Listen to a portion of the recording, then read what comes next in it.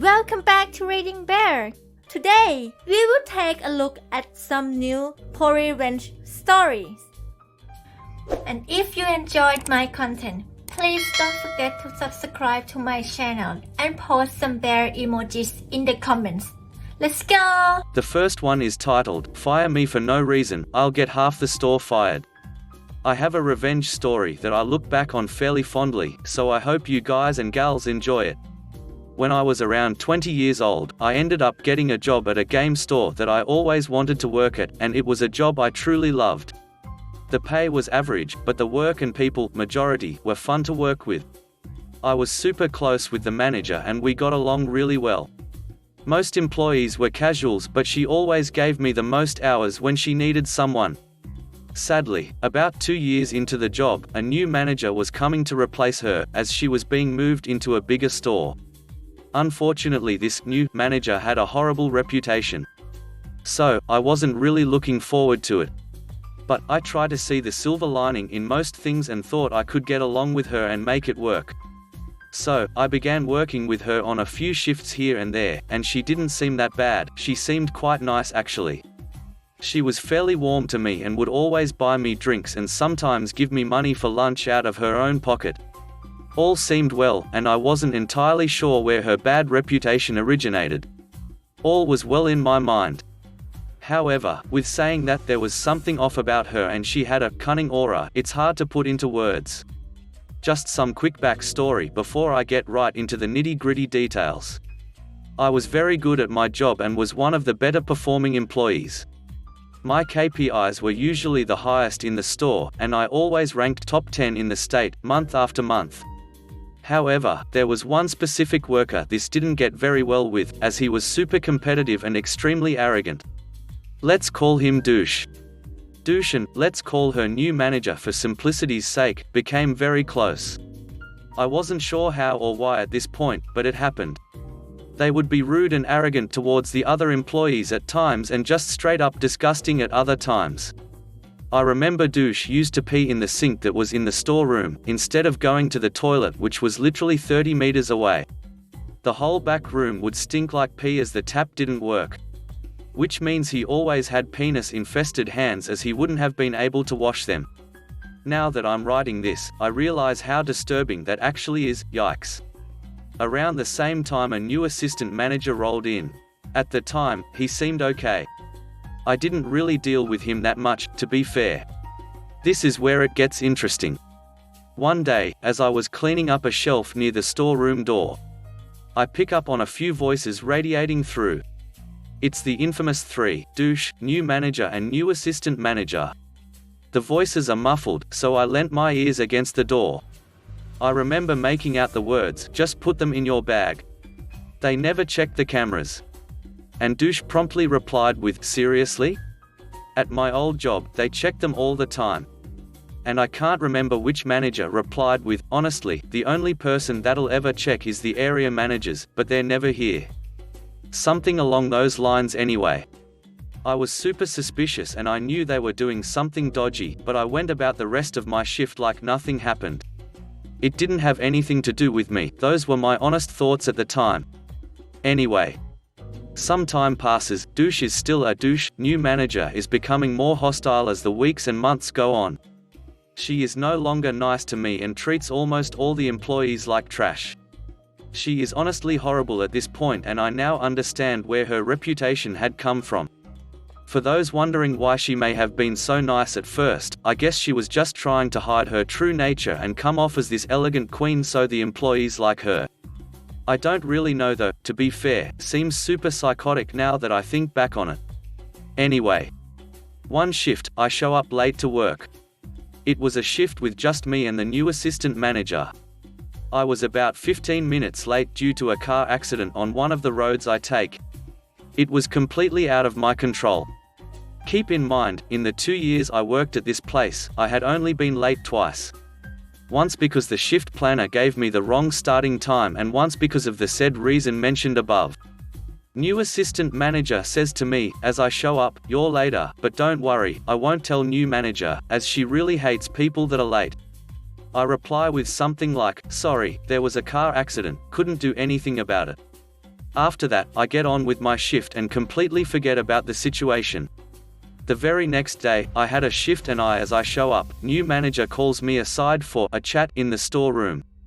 I'll cut to the chase. She fired me for being late and tells me they don't have any time for people that aren't reliable. I also realized, obviously, that new assistant manager had told her, as there's no other way for her to have known, as there's no clock on or clock off system. At the time, you just showed up for your shift and everyone assumed you were just there. Fairly archaic system for 2014, now that I think about it.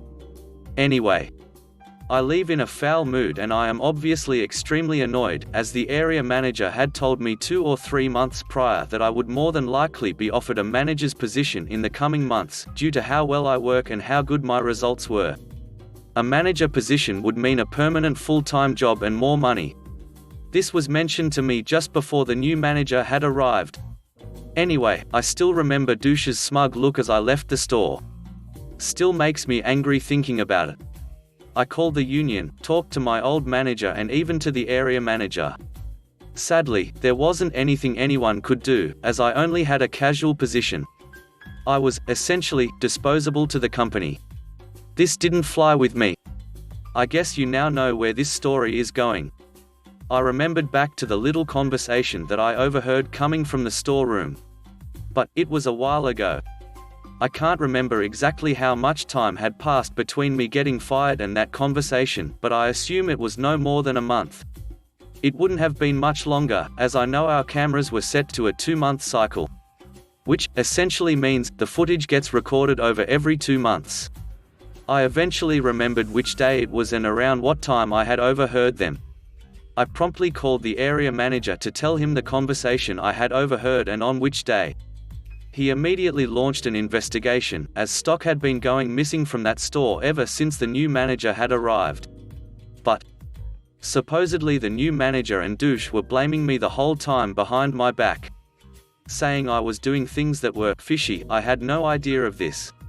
The area manager called me a few days later and told me that he had gone over the cameras and witnessed all 3 of them, new manager, douche and new assistant manager, piling games and merchandise into bags.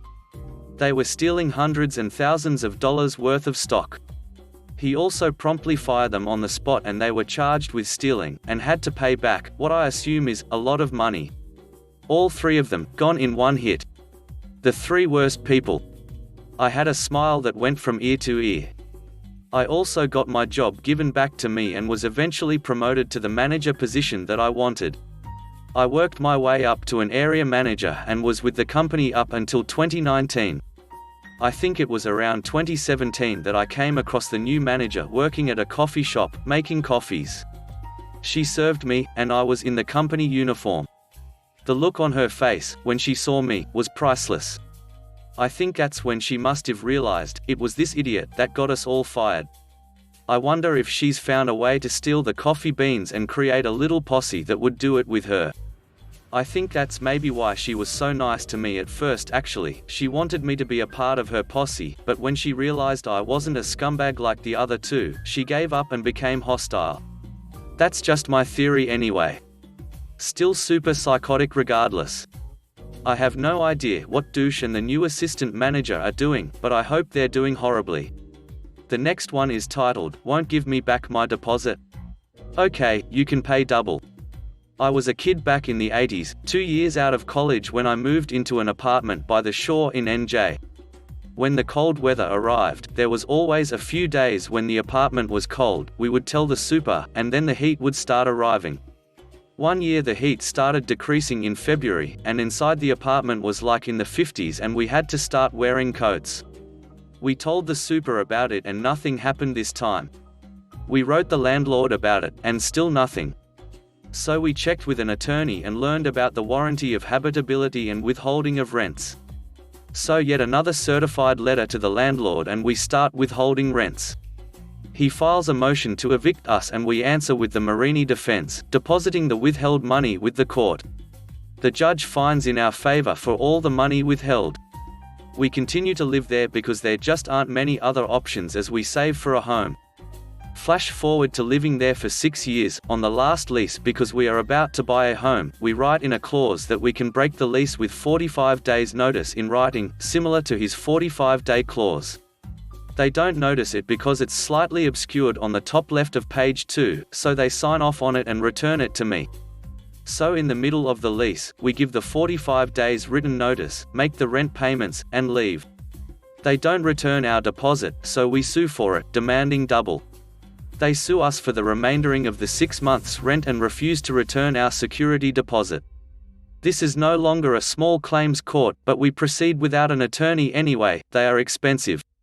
We arrive at the courthouse and the court forces a round of arbitration. The arbitrator says we will lose in front of the judge and to pay the rent remainder men. We refuse and wait for the judge.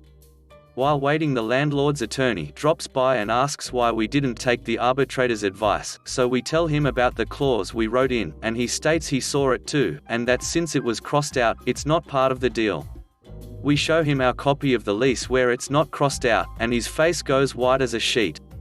He makes a call to the landlord, who then offers to properly break the lease with no penalty and return our security deposit in full.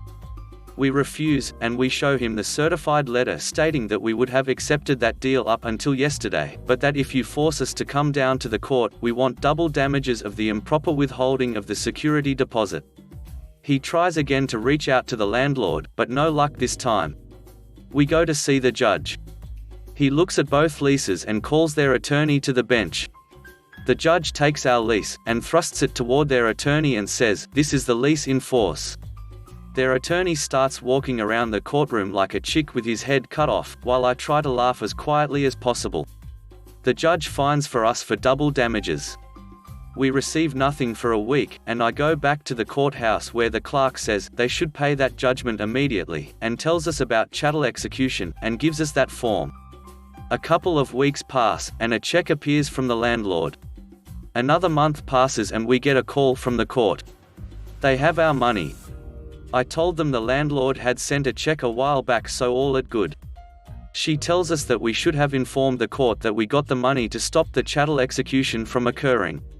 The court sent the sheriff to their offices and confiscated office equipment and sold it at auction to satisfy the judgment.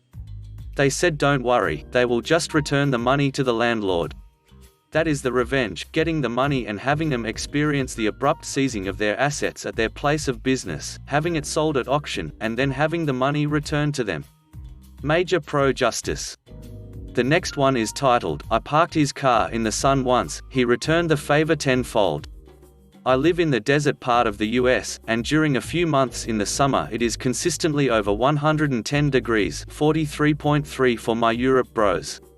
I was borrowing my friend's car for a quick drive, because mine was at the shop. He asked me to park it in the shade, but I could not find a shady spot, so I couldn't. So when he went to use his car, it was burning hot inside. He went to me and asked why I did not park it in the shade, and I told him I could not find any.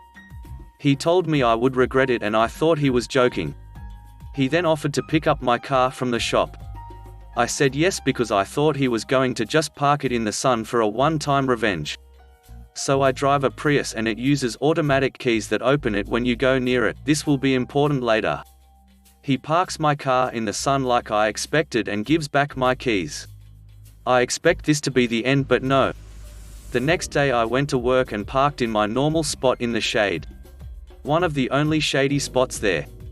After that, I walked into work and proceeded as normal. Later I went to find my car during lunch, only to see it 3 spots over in the sun. I thought that it was weird because I remember parking in my normal spot, but maybe I'm just tired and someone was already there in the spot, and I'm having a memory lapse. My car, being in the sun, was burning hot. This continues to happen for like 10 more days until I finally convince myself I'm not crazy. I start thinking, who the duck is moving my car? No one has a key but me. Then I remember my friend and what he said. He had to be the one doing this. I talk to him and he smiles. Apparently, when he went to pick up my car, he got a new automatic key made for $300 and has been moving my car 2 or 3 spots over every day into the sun. Well, let's just say it did not stop after that, but instead, he did it more. from my apartment to work. He made it his life's duty that summer to make my driving miserable. Also, if you're reading this name redacted, you know who you are, duck you, idiot. Additional info, for anyone who thinks it's fake cause he could not get the key copied that easily. I had my title and registration in the car. I don't do that anymore because people have made me aware about how dumb that is. I would never take it out cause I would lose it. He also had my driver's license so the shop would let him pick up the car. I asked him and he said the people who made the key just asked for the registration and title and never even asked for the driver's license even though he had it. Also, he has stopped and given me back the key because it's winter now. This story is a few months old. He said that one summer was enough pain for my sin. The next one is titled, Use Counterfeit? We'll catch you in the act. Now one day a guy comes in on a pretty big boat, comes in and gets a lot of gas. Like $400 worth of gas. He comes to the counter to pay and gives me $400 in $100 bills and I accept them and he goes on his merry way. Fast forward a week or so and I am told by my boss that the bills he paid in were all counterfeit bills. Unfortunately, as he paid in cash we had no way of tracking him down, so we think that he just got away with stealing $400 worth of gas. That is until this idiot comes back after about a month and a half, thinking he got away with stealing the gas. When he comes back in I recognize the guy and tell my coworker to call the police right away. However, I knew that this guy would just leave if I let on that I had recognized him and we had discovered his plot to get free gas, so I decided to pretend I don't recognize him.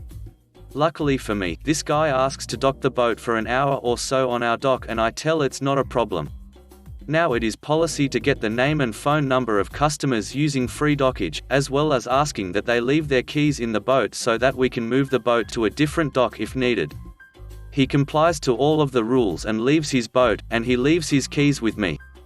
After probably about 15 minutes of waiting for the police to show up on the dock and ask my boss where the guy is. My boss tells them he just left his boat but we have his number and can get him to come back to the boat and he then instructs me to do just that.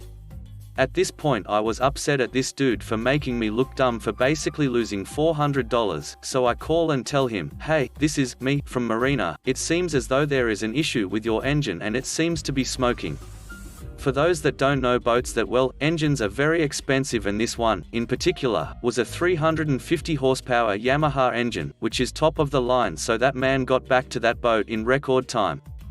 When he got back to the boat, the look on his face when he saw two cops waiting for him was priceless.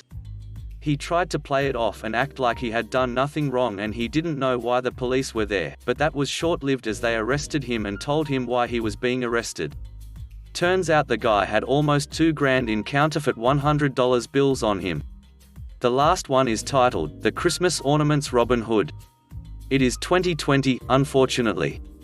It's the day after my two younger sisters and I flew out to Pennsylvania to see my dad, who lives there after getting divorced by my mum for 15 years of not being a good husband or dad. He lives with his mum, cranky grandma, and her devil cat, as well as my amazing aunt and her angel kitten. Dad gets home from work. Where's EMI? He asks my cranky grandma. She's in the basement, cranky grandma says, probably throwing in a snide comment or two about the newly dyed purple hair adorning my head or the leather fingerless gloves that have joined my black wardrobe. Looking for some Christmas ornaments. Dad goes down the basement stairs and finds me rummaging through cardboard boxes. What are you looking for? He says. Hi, Dad, I say. Well, I noticed that you decorated for Christmas, but you're missing a few things. Where are the mooses?